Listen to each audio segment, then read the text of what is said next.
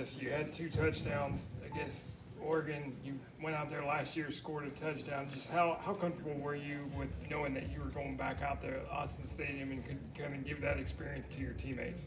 Yeah, it was definitely something that I was used to, just being able to take the trip before, being able to go to the West Coast and kind of have a feel of their stadium and everything like that. So, during the week I was able to kind of be a resource to some of my teammates, letting them know what the atmosphere was like, but everything kind of topped what I've, experienced in the past. So it was kind of new for me as well, and it was something that was good. I think it was a way better experience than my first time going there. So, yeah.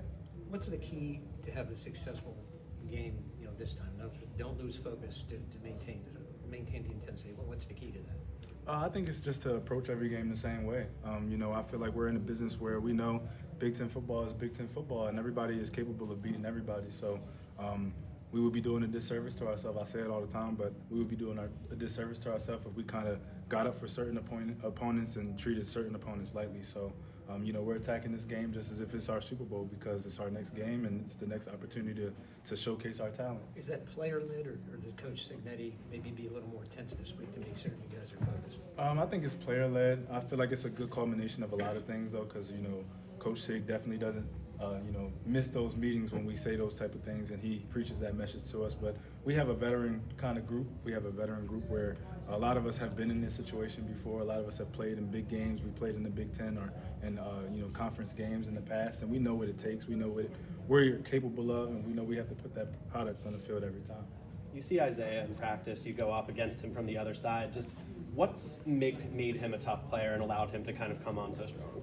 I feel like it's really just his work ethic and, his experience. I think Coach Sig hit it right on the head when he said just him being in the system and being able to, learn and be next to a guy like Aiden Fisher and Elijah Hardy. And he's just a great player. And I feel like he's helped me to get better more than I've helped him. I've been able to, show him some things, but he's been showing me a lot of things. And I feel like he's helped my game tremendously since I've been here. And I'm, just glad to see that he's having the success that I knew he could have, because we were able to see it from day one, honestly, when I got here. How has he helped your game, just kind of knowing what things to look for out on the field? He's a true depiction of what I feel like a linebacker should be, especially in the Big Ten. He's hard-nosed. He's one of those guys that has a lot of moves in pass pro. So he's a pass rush guy that creates a lot of problems for running backs. I had, to learn from him. I had to balance things off of him in spring ball and camp to kind of get better at my game.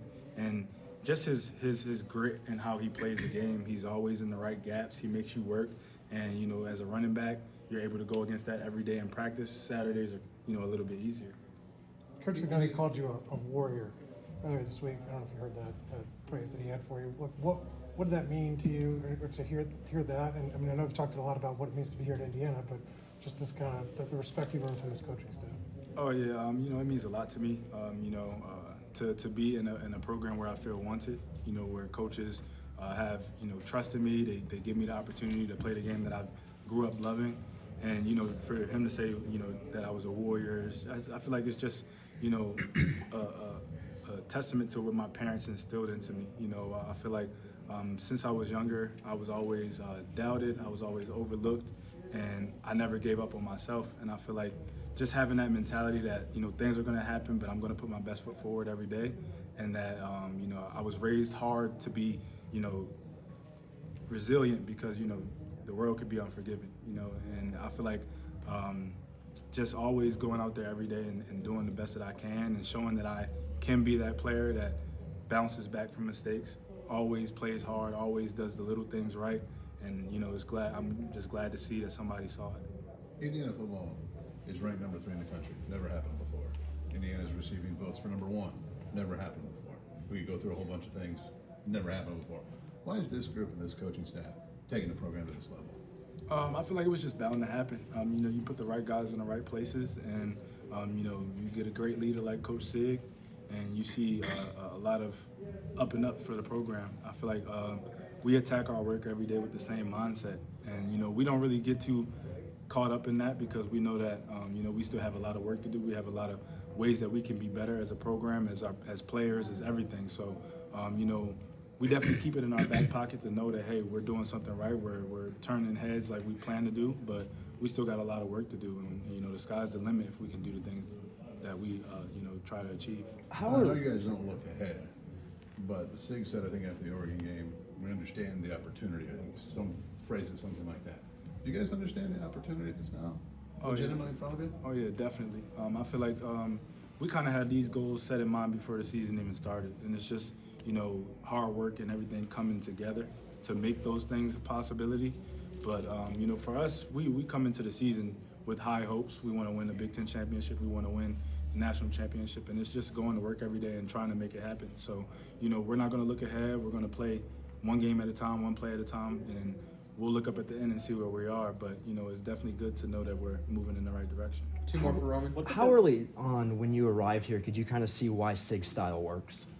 I feel like from day one, honestly, you know, just the way that, because, you know, I got here in January, so being in that winter program where we were doing our workouts, and I could just see everything was geared towards player success and player health and things like that. So I felt like from the jump, you could see that the coaching staff, they really care about their players. They want to take care of their players.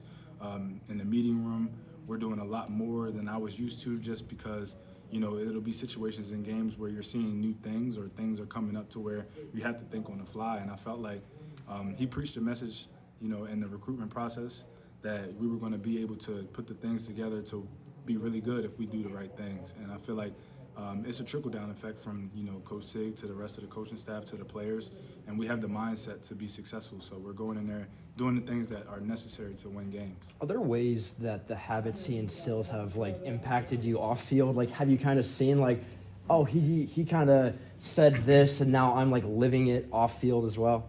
I feel like a lot of coaches have their way of kind of, you know, molding us into men outside of football, and I feel like, you know, they preach a message here that how you do anything is how you do everything. So who are you going to be when nobody's looking, that kind of thing.